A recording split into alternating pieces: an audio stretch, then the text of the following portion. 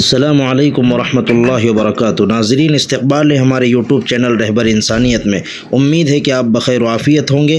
اللہ آپ کو سلامت رکھے۔ ہماری درخواست ہے اگر آپ ہمارے چینل پر نئے ہیں تو ہمارے اس چینل کو ضرور سبسکرائب کر لیں۔ اب ہمارے درمیان مالیگاؤں سے اپستت ہمارے آدرنیے مہمان، میں ان کا کچھ پریچے آپ کے سامنے کرا دوں۔ وہ بہت ہی گیانی ہے، بدھیمان لوگ ہیں اور بہت ہی علم اور گیان اپنے پاس رکھتے ہیں۔ میرے سینئر ہے مفتی قاضی حسنین محفوظ رحمانی۔ یہ میں آپ کو بتاؤں، مالیگاؤں شہر کے قاضی ہے۔ قاضی مانا جسٹس آف اسلامک عدالت، کہ یہ مالیگاؤں کے شہر بھر کے جو آپس میں کوئی ناچاقیاں اور جھگڑے ہو جاتے ہیں، کوئی ماں باپ کی مال متا کو لے کر، اسی طرح میاں بیوی میں جھگڑے ہو جاتے ہیں یا کوئی بھی ایسی، تو اسلامک لا کیا ہے اس کو سامنے رکھتے ہوئے دونوں میں محبت پیدا کرنا، دونوں کی میراث اگر کسی کے والد کا یا والدین کا انتقال ہو گیا، مال پڑا ہوا ہے تو اس کو بھائیوں بہنوں میں کس طرح تقسیم کرنا، عورتوں کو ان کو کیسا حق ملے۔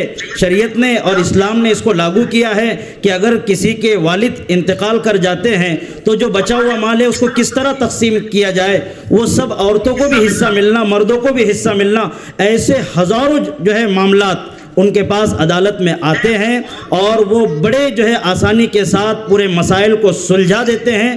بہت بڑے گیانی ہیں، اللہ تعالیٰ ان کے عمر میں برکت عطا فرمائے۔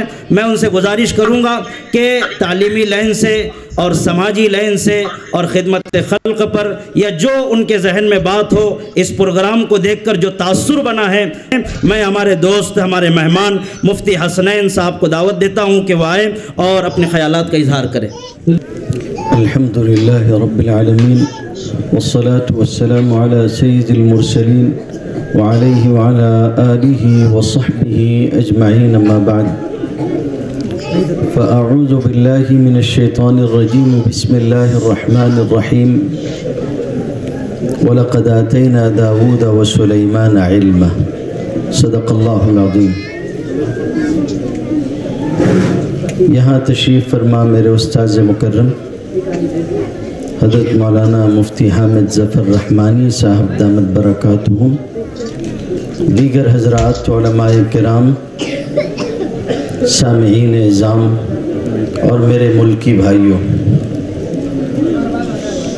میں ایک کے بعد ایک ترتیب سے کچھ باتیں آپ سے کہنا چاہتا ہوں۔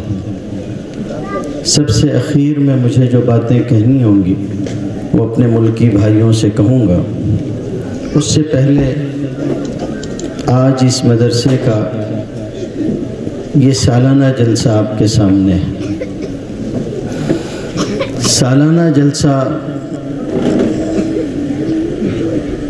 گویا کہ سال بھر کی محنت اور اساتذہ کی جد و جہد، طلباء نے کیا کھویا اور کیا پایا، اس کا نمونہ ہوتا ہے۔ ہمارے سامنے بچوں نے جتنی ہمت اور حوصلے کے ساتھ اپنا پروگرام پیش کیا، یقینی بات ہے کہ آپ محسوس کریں گے کہ بچوں نے بہت شاندار انداز میں اپنا مظاہرہ ہم سب کے سامنے رکھا ہے۔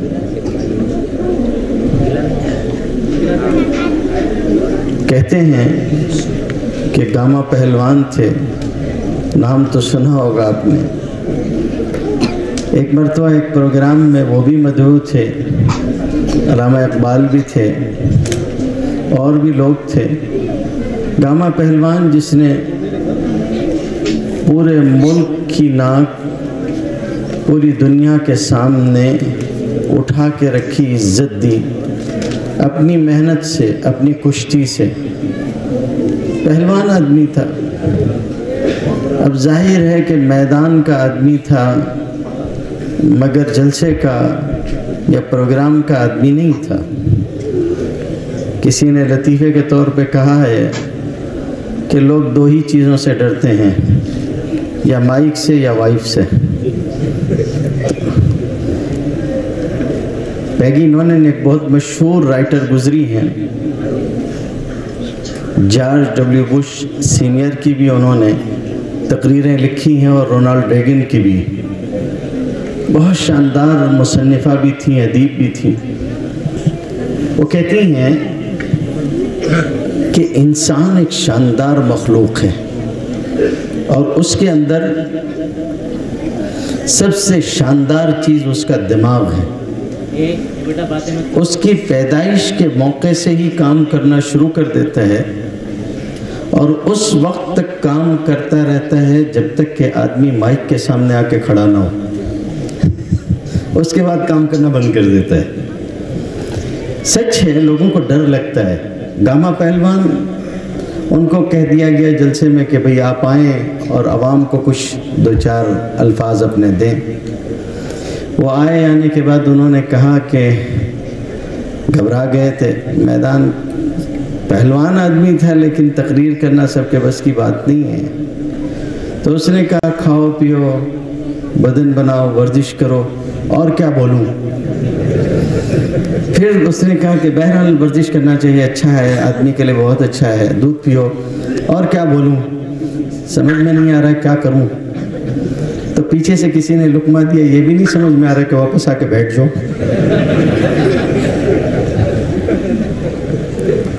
مائک کے سامنے آ کے بولنا یا اپنے آپ کو پیش کرنا بہت بڑی بات ہے. یہ آسان نہیں ہوتا، سب کے لیے آسان نہیں ہوتا. ان چھوٹے چھوٹے بچوں نے، بچیوں نے جس شاندار انداز سے اپنے آپ کو پیش کیا ہے، ہم امید کرتے ہیں کہ سماج کے لیے، معاشرے کے لیے، اپنے ملک کے لیے یہ بچے کل کو عزت کا سبب بنیں گے. ان کے ذریعے سے ان کی قوم، ان کا معاشرہ، ان کا سماج ترقی کرے گا. مبارکباد کے قابل ہیں وہ اساتذہ جنہوں نے محنت کی اور مکتب میں ان بچوں کی شاندار تربیت کی. اور ظاہر ہے اسی شاندار تربیت کا یہ نمونہ آج ہمارے سامنے ہے کہ آج 3 طلبہ و طالبات نے قرآن مجید ناظرے سے مکمل کیا. میں کبھی کبھی یہ کہا کرتا ہوں کہ آپ کہتے ہیں نا کہ آسمان سے اترنے والی کتابیں 4 ہیں اور بہت سارے صحیفے ہیں، تو اسی پر یہ بات میں کہتا ہوں کہ آج آپ یہ جو مکتب کی تعلیم ہے اس کو ہلکا مت سمجھیے، اس کو کبھی ہلکا مت سمجھیے. مکتب کا کمال ہے. یہ بات جب ہم نے اپنے شہر میں ایک مرتبہ کہی تھی تو حضرت مولانا مفتی محمد اسماعیل صاحب دامت برکاتہم نے کہا تھا کہ یار عجیب بات کہی تو نے. واقعی میں سچی بات ہے. آپ ایک کام کریں، آسمانی کتابوں میں آپ کہتے ہیں انجیل ہے، آپ کسی کرسچن کو کہیں، اس کے کسی اچھے خاصے پڑھے آدمی کو کہ آپ ایک کام کریے، اپنی کتاب اس زبان میں جس زبان میں وہ اتری ہے، یا کسی یہودی کو، جوش کو جو ہے اس کو کہیے کہ آپ جو ہے آپ کی کتاب توریت جس زبان میں اتری ہے اس زبان میں، عہد نامہ قدیم ہو یا عہد نامہ جدید ہو، آپ جس زبان میں اترا اس زبان میں پڑھ کے سنائیں گے مجھ کو. اچھے اچھے لوگ نہیں پڑھ کے سنا سکتے ہیں، لیکن مکتب کا کمال یہ ہے کہ قرآن مجید 1400 سال پہلے محمد رسول اللہ صلی اللہ علیہ وسلم پر جس عربی زبان میں اترا، جن قاعدوں کے ساتھ اترا، تجوید کے جن ضابطوں کے ساتھ اترا، آج ہمارا 6-7 سال کا بچہ انہی ضابطوں کے ساتھ پورا قرآن اس زبان میں سناتا ہے جو 1400 سال پہلے اتری، جس زبان میں وہ اترا تھا. بہت بڑا کمال ہے. اور پھر یہ نعمت کوئی چھوٹی نعمت نہیں ہے. قرآن مجید آج انہوں نے پہلی سیڑھی چڑھی ہے، یہ آج اس کے نقوش اور حروف کو سمجھنے لگے ہیں. پھر اگلی سیڑھی ہوگی قرآن مجید کو حفظ کرنے کی، اس سے اگلی سیڑھی ہوگی پھر قرآن مجید کے علوم اور مفاہیم کو، اس کے معنی اور اس کی مراد کو سمجھنے اور اس پہ عمل کرنے کی. دولت کتنی بڑی دولت ہے. جن ماں باپ کے بچوں نے آج قرآن مجید پڑھنا سیکھ لیا ہے، یقین مانیے وہ انتہائی مالدار ترین لوگ ہیں. دنیا کے مال و اسباب سے کوئی بڑا نہیں ہو جاتا. یہ جو دولت آپ کو ملی ہے اس دولت کا خیال کریں. محمود بگڑا سلطان گزرا ہے، بادشاہ گزرا ہے گجرات کا، اور 13 سال کی عمر میں وہ بادشاہ ہوا تھا. عجیب و غریب آدمی ہے، اس کے بارے میں انگریز مورخین نے بھی عجیب عجیب باتیں لکھی ہیں. اتنا لہیم شہیم اس کو بیان کرتے ہیں، اتنا موٹا تگڑا تھا، گھوڑے اس کا وزن نہیں برداشت کر پاتے تھے تو اونٹ پہ بیٹھتا تھا. گھوڑے پہ نہیں بیٹھتا تھا، گھوڑے پہ بیٹھے تو گھوڑا بیٹھ جاتا تھا. تو بہت لہیم شہیم تھا. رمضان کا مہینہ تھا اور آپ کی زبان میں کہوں تو بڑی رات آئی. شب قدر کو بڑی رات کہتے ہیں لوگ. تو بڑی رات آئی، قرآن مکمل ہوا. مسجد میں، شاہی مسجد میں بیٹھا ہوا تھا تو علماء بیٹھے اور انہوں نے تقریر کرنا شروع کی قرآن مجید کی فضیلت پر اور اس کے حفظ کی فضیلت پر، بہت ساری چیزوں پہ. سلطان محمود سن رہا تھا. سنتے سنتے ایک دم سے اس کی آنکھوں میں آنسو آ کے رونے لگا. تو لوگوں نے کہا کہ بادشاہ سلامت کیا ہو گیا، کیوں طبیعت میں کوئی تکدر پیدا، کیا ہو گیا آپ کو؟ تو سلطان محمود نے اس موقع پہ کہا کہ تم اتنی فضیلتیں بیان کر رہے ہو کہ حافظ کی ایسی فضیلت ہوتی ہے، ایسی فضیلت ہوتی ہے. میں افسوس کر رہا ہوں اپنے اوپر کہ عمر اتنی گزر گئی اور میرے بچے بڑے بڑے ہو گئے. اب میرے بچوں میں کوئی ایسا نہیں ہے کہ جو قرآن مجید حفظ کر کے مجھ کو بھی وہ مقام آخرت میں دلوائے جو قرآن مجید کے پڑھنے والوں کو ملے گا. دنیا کی دولت سے محمود کا کیا ہونا ہے، آخرت کی دولت سے تو محروم رہا. اس کے صاحبزادوں میں سے خلیل خان بیٹھا ہوا تھا اسی مجلس میں. کچھ کے علاقے کا گورنر تھا. بادشاہ نے اس کو اس علاقے کا گورنر بنا رکھا تھا. سن لیا اس نے. جب رمضان ختم ہوا تو بادشاہ نے اس کو واپس اس کی گورنری میں بھیج دیا، وہ چلا گیا. اس نے قرآن مجید حفظ کرنا شروع کیا. آج کل کی طرح کا روشنی کا انتظام نہیں تھا، اور پھر شہزادہ تھا، ناز و نعم میں پلا ہوا، آشائشوں میں آرام میں پلا ہوا بندہ. چراغ کی روشنی میں دن بھر اپنے کام دیکھتا، رات میں چراغ کی روشنی میں حفظ کرتا تھا. اس کی آنکھیں خراب ہونے لگیں تو اس کا جو حکیم تھا اس نے منع کیا، ایسا مت کرو نہیں تو آنکھیں جاتی رہیں گی. اس نے کہا کوئی بات نہیں. جب رمضان قریب آیا تو اس نے خط لکھا. شاہی میں بھی عجیب آداب ہوتے ہیں.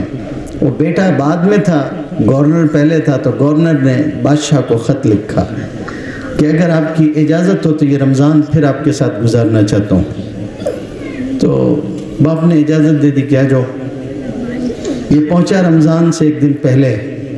جب چاند ہو گیا اور رات یہ طے ہوا کہ اب آج تراویح ہونی ہے تو اپنے باپ کے ساتھ شاہی مسجد میں آیا.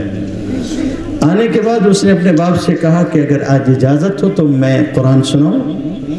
تو محمود حیرت میں پڑ گیا کیونکہ اس نے چھپا کے رکھا تھا. خلیل خان نے بتایا نہیں. 1 سال کے عرصے میں چھپا کے رکھا. اس نے قرآن مجید یاد کیا. قرآن مجید سنانے کے لیے شاہی مسجد میں کھڑا ہوا اور ایک رات میں اس نے پورے قرآن کی تکمیل کی صبح صادق سے پہلے. محمود خان بہت خوش ہوا. دوسری رات پھر اس نے سنایا. تیسری رات جب سنایا تو پھر محمود نے کہا کہ اگلے دن صبح کے دربار آراستہ کیا جائے. دربار آراستہ کیا گیا. سارے لوگ آ کے بیٹھے. اور بیٹھنے کے بعد پھر محمود خان نے کہا کہ لوگوں، خلیل خان نے مجھے جس دولت سے نوازا ہے وہ دولت، اس کا مقابلہ دنیا کی کوئی شے نہیں کر سکتی. اور محمود کے پاس دینے کے لیے خلیل کو اور کیا ہے سوائے اس کے کہ میرے پاس گجرات کا تخت ہے اور وہ میں خلیل کو دیتا ہوں. اپنے پیچھے ولی عہد بنایا اور کہا کہ میرے بعد بادشاہ ہی ہوں گے. بادشاہت دے دی. آپ کے بچے نے اگر قرآن مجید مکمل کیا بہت بڑی بات ہے. اللہ تعالیٰ خوب برکت عطا فرمائے. خاندان کے لیے، علاقے کے لیے، ہم سب کے لیے برکت کا سبب ہو، خیر اور عافیت ہو. ان کے ماں باپ سے ایک بات جو مجھے اور عرض کرنی ہے وہ یہ ہے، قرآن مجید ناظرے سے پڑھ لینا آخری منزل نہیں ہے، منزل کا ایک حصہ ہے. آپ کو چاہیے کہ آپ کے بچے کو اللہ نے ذہن اچھا دیا ہے تو آپ اس کو پڑھوائیے، اس کی طرف متوجہ رہیے. ہر ممکن جو سہولت آپ ان کو فراہم کر سکتے ہیں کیجئے. یہ بچے آپ کے لیے دنیا میں بھی خیر کا سبب ہوں گے اور آخرت میں بھی آپ کی عزت اور بھلائی کا سبب بنیں گے. مکتب کی تعلیم میں ایک بات جو ہم اور عرض کرنا چاہتے ہیں وہ یہ ہوتی ہے، کہ مکتب کے لوگ آپ کے بچے کی تربیت کر رہے ہوتے ہیں۔ دیکھیں مدرسہ اسی کا نام ہے، یہاں کچھ چھپا ہوا نہیں ہے، سب کھلا ہوا ہے، کوئی ایسی چیز نہیں۔ ہم بچے کو بچپن سے یہ سکھا رہے ہوتے ہیں کہ اسے رحم کرنا ہے، اسے چوری نہیں کرنی ہے، اسے ڈاکہ نہیں ڈالنا ہے، اسے لوگوں سے لڑنا نہیں ہے، اسے دوسروں کے ساتھ برائی نہیں کرنی ہے۔ اسے یہاں تک ہم سکھا رہے ہوتے ہیں کہ تمہیں گندی گندی چیزیں دیکھنی نہیں ہیں۔ ہمارے سماج اور معاشرے میں ہم اپنے بچے کو یہ سکھاتے ہیں کہ ٹی وی دیکھنا کوئی اچھی بات نہیں ہے، فلمیں دیکھنا، مووی دیکھنا اور یہ ساری چیزیں جن سے انسان اپنی تہذیب سے، اپنی سنسکرتی سے ہٹ جائے، یہ اچھی چیز نہیں ہے۔ یہ مشرقی ملک ہے، یہ کوئی یورپین ملک نہیں ہے، یہ مغربی ملک نہیں ہے۔ ہم مشرق کے رہنے والے ہیں، ہمارے ہاں گھونگھٹ اور پردہ ایک اپنا ہی ایک چلن ہے، ہماری اپنی ایک تہذیب ہے، ہمارا اپنا ایک دین اور مذہب ہے۔ ہم دوسروں کی بچیوں اور دوسروں کی بہو بیٹیوں کے ساتھ برا سلوک اور دشویوار نہیں کر سکتے، بچپن سے سکھا رہے ہوتے ہیں۔ تو اسی تعلیم میں مجھ کو آپ سے بھی ایک بات کہنی ہے، جب ہم آپ کے بچے کو سکھا رہے ہیں اور یہ پڑھا رہے ہیں، اور یہ کتنی دیر میں سکھا رہے ہیں؟ چند گھنٹوں میں۔ مکتب میں بہت تھوڑی دیر بچہ ہمارے پاس ہوتا ہے، اس لیے آپ کی بھی ذمہ داری بنتی ہے کہ آپ اس کو گھر میں ماحول دو، اس کو گھر میں ماحول دو۔ اگر وہ مدرسے سے سنتیں سیکھ کے آ رہا ہے تو گھر میں آپ خود اس سے سیکھیے اور اس کو ماحول فراہم کیجئے۔ دسترخوان پہ کھانا سنت ہے، ادب کے ساتھ کھانا سنت ہے، پانی بیٹھ کے پینا سنت ہے، دیکھ کر اور صاف پانی پینا اور اللہ کی یاد کے ساتھ اور اللہ کے شکر کے ساتھ پینا سنت ہے۔ اگر وہ ماں باپ کو اس کے برخلاف دیکھتے ہیں تو بچے کا جو پرسنالٹی ڈیولپمنٹ ہوتا ہے وہ متاثر ہوتا ہے۔ وہ دیکھتا ہے کہ میرا باپ ہی ویسا نہیں ہے جیسا میں بننے کی کوشش کر رہا ہوں، میری ماں ویسی نہیں ہے، اس لیے یہ نہیں ہونا چاہیے۔ آپ ان کے بھرپور ساتھ دینے والے بنیں۔ کچھ باتیں مجھے آپ سبھی جو لوگ یہاں موجود ہیں ان سے کہنا ہے۔ دیکھو بچے ہمارے پاس اللہ کی نعمت ہیں، یہ اسلام کا تصور ہے، اس کی تھیوری ہے، اس کا فلسفہ ہے، اس کا نظریہ ہے، اس کے سوچنے کی ایک دشا ہے، اور وہ یہ ہے کہ یہ بچے ہمارے پاس ہمارے ہیں، یہ صحیح ہے، لیکن یہ اللہ کی نعمت بھی ہے اور امانت ہے۔ اگر ہم سماج اور معاشرے کو کوئی ڈاکو، کوئی چور، کوئی زانی، کوئی بدکار، بلاತ್ಕಾری دے کے جائیں، یہ انتہائی غلط ہے۔ کل قیامت کے دن ہمارا رب ہمارا گریبان پکڑ لے گا اور ہم سے پوچھے گا کہ جو نعمت ہم نے تم کو دی تھی تم نے اس کا کیا کیا؟ لَتُسْأَلُنَّ يَوْمَئِذٍ عَنِ النَّعِيمِ، تم سے جو نعمتیں تم کو دی گئی تھیں اس کے بارے میں سوال ہوگا۔ یہ بچے اللہ کی بہت بڑی نعمت ہیں جو اس نے آپ کو دی ہیں۔ آپ ٹھیک ہے ان کو جو سکھانا چاہیں ضرور سکھائیں۔ ہمارے ملک کو ایک اچھے سائنٹسٹ کی ضرورت ہے۔ جہاں ہمارے ملک میں بہت سارے ہمارے برادران وطن میں بہت سارے سائنٹسٹ ہیں اور ہم ان کے احسان کو مانتے ہیں اور ہم ان کے آبھاری ہیں کہ انہوں نے ہمارے ملک کو ایک ترقی دی، وہیں یہ بھی ماننا ہے۔ ہمارے حضرت مولانا پیچھے بیٹھے ہوئے میرے استاذ مفتی حامد ظفر رحمانی صاحب سلسلہ رحمانی سے تعلق رکھتے ہیں، مولانا سید محمد ولی رحمانی صاحب سے متعلق ہیں۔ مولانا سید محمد ولی رحمانی صاحب کے پاس اپنے وقت کے بہت مشہور سائنٹسٹ آئے ہوئے تھے، اے پی جے عبدالکلام، اور بیٹھنے کے بعد سورہ فاتحہ پڑھ کے سنائی تھی، ہمارے ملک کا میزائل مین، اور اس کے بعد اس نے کہا تھا کہ میں بھی مدرسوں کا پڑھا ہوا ہوں، میں بھی مدرسے کا پڑھا ہوا ہوں۔ ہم چاہتے ہیں کہ ہمارے ملک کو آپ اچھا ڈاکٹر ملے، اچھا انجینئر ملے، اچھا سائنٹسٹ ملے، لیکن ہم یہ چاہتے ہیں کہ اسی کے ساتھ ساتھ اگر وہ بہت اچھا پڑھنے والا ہے تو اس کے ساتھ ساتھ ایماندار ہو، اس کے اندر کسی قسم کا کرپشن نہ ہو۔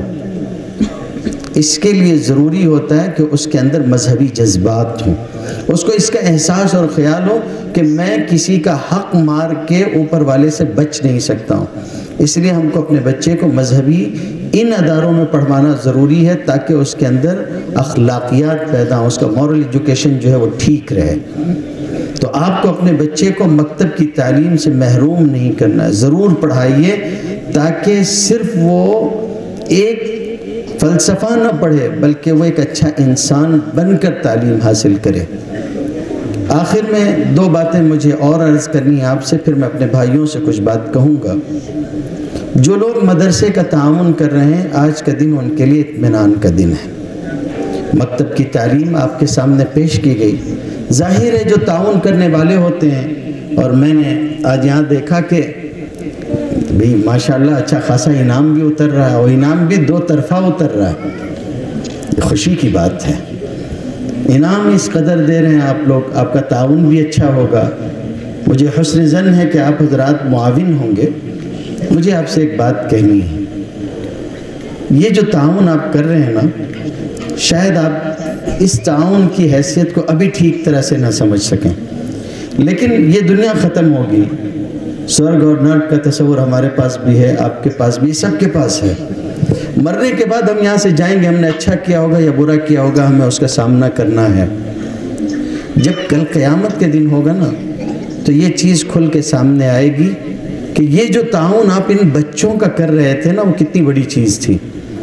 حضرت مولانا محمد اسلم صاحب شیخ پوری رحمۃ اللہ علیہ ایک بہت بڑے عالم گزرے ہیں۔ انہوں نے اپنی کتاب میں ایک سچا واقعہ لکھا۔ آج کل بھی تو جو بڑے مدرسے ہوتے ہیں اس کے اندر کھانے پینے کا، ہاسٹل کا انتظام ہوتا ہے۔ پہلے جب تعلیم ہوتی تھی، لوگ کسی مسجد میں آ کے کسی استاد سے پڑھنے لگتے تھے، ان کے کھانے پینے کا انتظام گلی محلے کے کچھ لوگ مل کے کر لیتے تھے، کسی کے یہاں سے 2 بچوں کا کھانا، کسی کے یہاں سے 4 بچوں کا کھانا، اس طرح سے ہوتا تھا۔ وہ کہنے لگے ہمارے شیخ پوری میں اسی طرح سے تعلیم ہوتی تھی، مسجد میں لوگ بچے پڑھتے تھے اور لوگوں نے محلے کے اپنے یہاں سے ان کے کھانے طے کر رکھے تھے۔ ایک آدمی تھا، اس کو احساس ہوا کہ یہ بچے مدرسہ پڑھتے ہیں، مذہب کی تعلیم حاصل کرتے ہیں، تو میں ان کی خدمت کر دوں تو بہت اچھا ہوگا۔ اچھا نہیں لگتا کہ یہ لوگوں کے دروازے جاتے ہیں۔ ایک دن آیا، بیٹھا اور اس نے سب سے پوچھا کہ کس کا کھانا کہاں سے، کس کا کھانا کہاں سے۔ اب وہ چھوٹے چھوٹے بچے تھے، کوئی زیادہ عمر نہیں ان کی، ان سب کی جگہ اس نے طے کر لی کہاں کہاں سے کھانا آتا ہے، اور روز ان کا کھانا لا کے دے جایا کرتا تھا۔ اب بچہ بچہ ہوتا ہے، چاہے وہ کسی بہت بڑے کا بچہ کیوں نہ ہو، لیکن اس کے اندر تو بچپن ہوتا ہے۔ اب ان بچوں نے دیکھا کہ یار روز روز کی مشقت تھی، روز روز کی محنت کرنا پڑتی تھی، آج آسانی مل گئی ہے کہ یہ ہمارا کام کرنے لگا ہے، تو بچوں میں شرارت تو ہوتی ہے۔ تو بچوں نے ان کا یہ 2 استاذ، ایک وہاں بیٹھا ہوا ہے، ایک وہاں بیٹھا ہوا ہے، کیوں بیٹھا ہوا ہے؟ آپ سمجھ سکتے ہیں بچوں میں شرارت ہوتی ہے، وہ کتنی بھی آنکھ دکھائیے، کچھ بھی کیجئے تو شرارت ہوتی بچوں میں۔ ان بچوں نے یہ کیا کہ اس کا نام رکھ دیا کہ یہ ہمارا بیل ہے، مفت میں کام کرتا، بوجھ اٹھاتا ہمارا، یہ ہمارا بیل ہے۔ کچھ دن تو گزرے، بات اپنے اپنوں میں چلتی رہی۔ ایک دن اس کو پتہ چل گیا کہ میں مفت میں ان کی خدمت کرتا ہوں اور یہ مجھ کو بیل بولتے ہیں۔ دل ٹوٹ گیا اس کا، آیا غصے میں، کہا ان لوگوں کو کہ تم نے میرا ایسا کیا ویسا کیا، آئندہ سے خود اپنا اپنا دیکھ لینا، میں کسی کا کوئی انتظام نہیں کرتا، تم مجھے بے عزت کرتے، بیل بولتے۔ چلا گیا۔ وہ دن گزر گیا۔ رات کو اچانک کہتے ہیں کہ رات گئے، کسی نے مسجد کا دروازہ ٹھوکا زور زور سے، لوگ گھبرا کے دروازے پہ آئے، روشنی نہیں ہوتی تھی، تاریکی میں ویسی تھوڑی بہت روشنی میں کسی نے دروازہ کھولا، کسی بچے نے۔ ایک دم سے کوئی آدمی زور سے مسجد میں گھسا، جو بچہ سامنے آیا اس کو پکڑ کے زور زور سے رونے لگا۔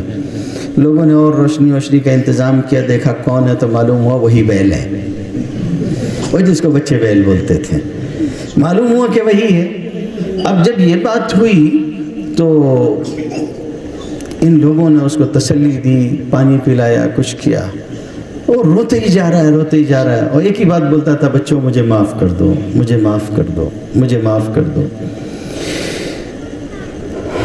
جب ذرا تھما تو لوگوں نے پوچھا ہوا کیا ہے وہ تو بتا۔ اس نے وہ پورا قصہ دہرایا کہ تمہارا کھانا میں لاتا تھا، تم نے مجھے بیل کہا، تو میرا دل ٹوٹ گیا کہ یہ میری عزت اس طرح خراب کرتے ہیں، اور فلاں فلاں۔ رات میں سویا تو میں نے دیکھا کہ آخرت کا دن قائم ہو چکا ہے، حساب و کتاب کا موقع ہے، اور ہمارے ہاں وہ جو تصور ہے کہ جہنم کے اوپر پل صراط ہوگا، اس پر سے گزرنے والا اچھا بندہ ہوگا تو گزر جائے گا اور برا بندہ ہوگا تو کٹ کے جہنم میں گرے گا۔ کہنے لگا کہ لوگ آ کے گزر رہے ہیں، کچھ کٹ کٹ کے گر رہے ہیں، کچھ گزر جا رہے ہیں، میں گھبراہٹ میں کھڑا ہوا ہوں، جانے کی ہمت نہیں ہو پا رہی ہے۔ ایسے میں نے دیکھا کہ بچوں تم آئے اور تم نے اس پہ سے گزرنا شروع کیا، اتنے میں کسی کی نظر مجھ پہ پڑ گئی تو وہ زور سے چیخا کہ لوگوں رک جاؤ، ہمارا بیل رہ گیا ہے۔ پھر تم پلٹ کے واپس آ گئے، تم نے مجھ کو اپنے درمیان میں لیا اور مجھے اپنے ساتھ لے کے تم گئے اور میں نے تمہارے ساتھ آسانی سے پل صراط پار کر لیا۔ تم کو جو بولنا ہے تم ساری زندگی بولتے رہو میرے بچوں، میں نے تمہارا مقام دیکھ لیا ہے، میں تمہاری خدمت کرنے سے کبھی نہیں رکوں گا۔ جو آج آپ ان پر خرچ کر رہے ہیں میرے بھائیوں، یہ آج نہیں سمجھ میں آئے گا، یہ کل سمجھ میں آئے گا۔ اس لیے آپ کی محنت ٹھکانے لگی، آگے بھی آپ ان کی مدد کرتے رہیں، ان کا تعاون کرتے رہیں تاکہ یہ سماج میں اسی طریقے سے خیر پھیلا سکیں۔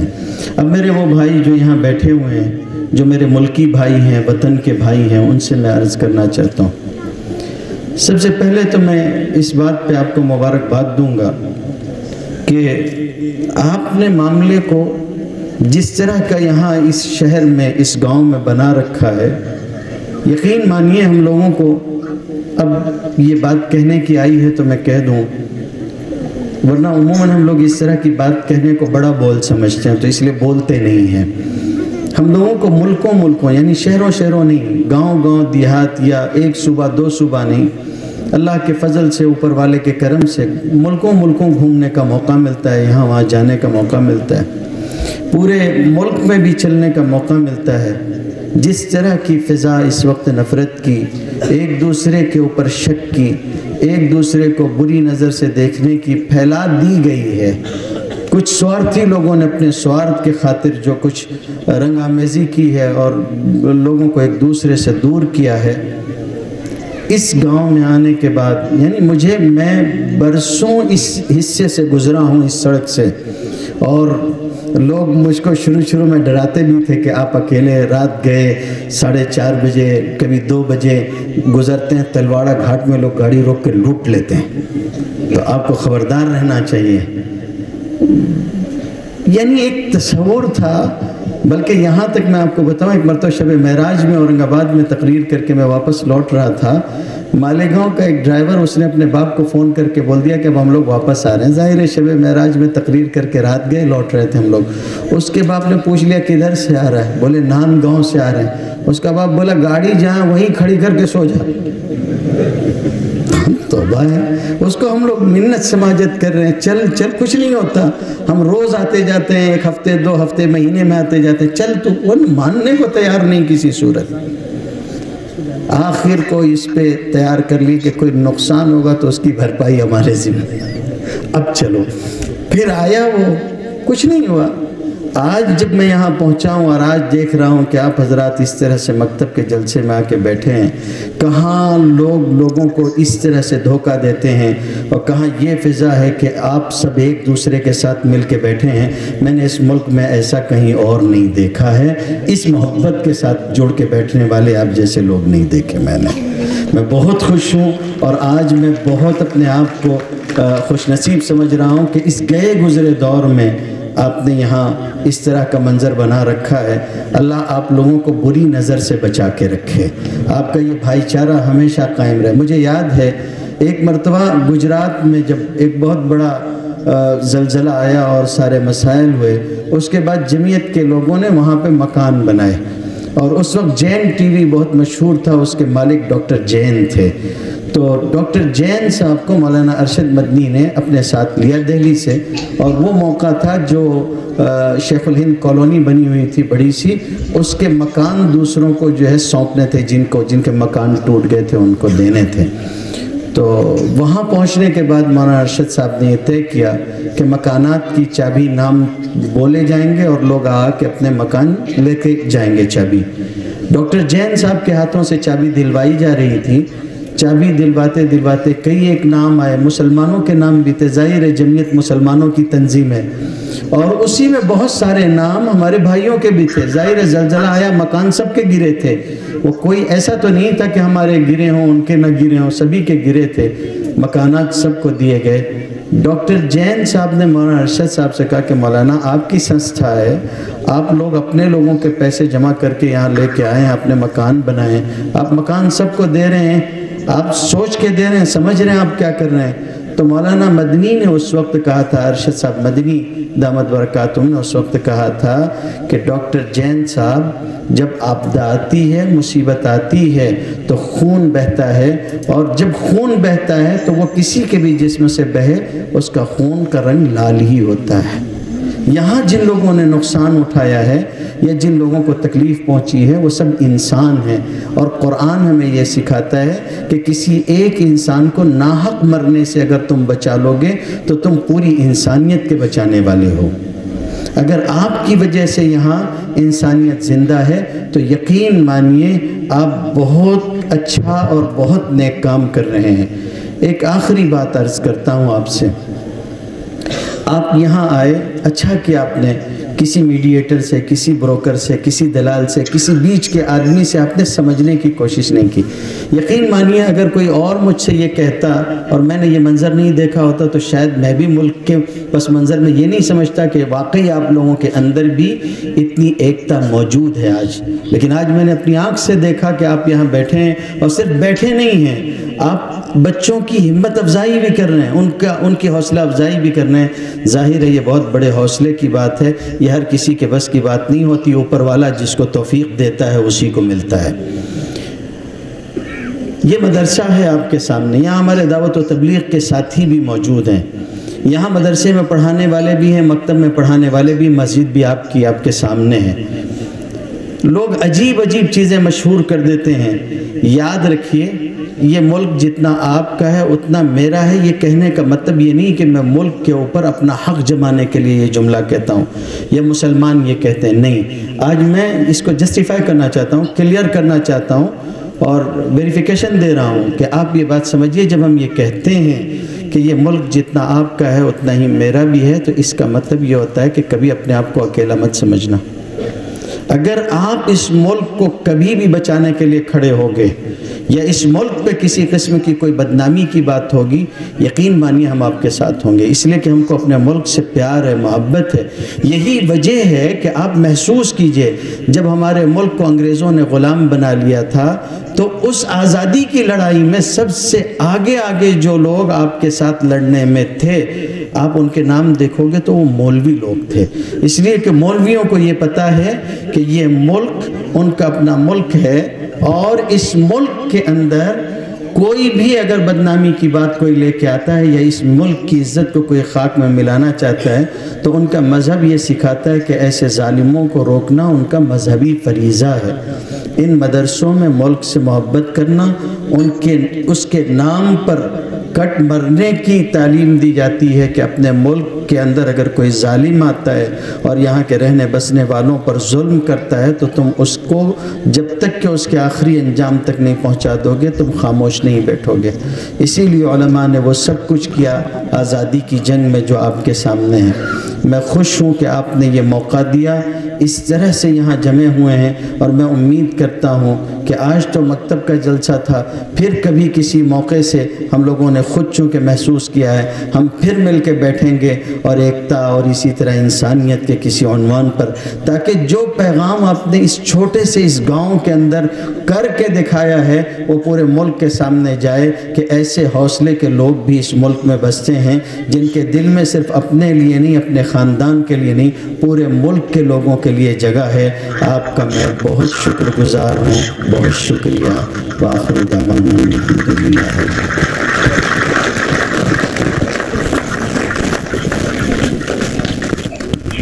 یہ چینل سے خدا کی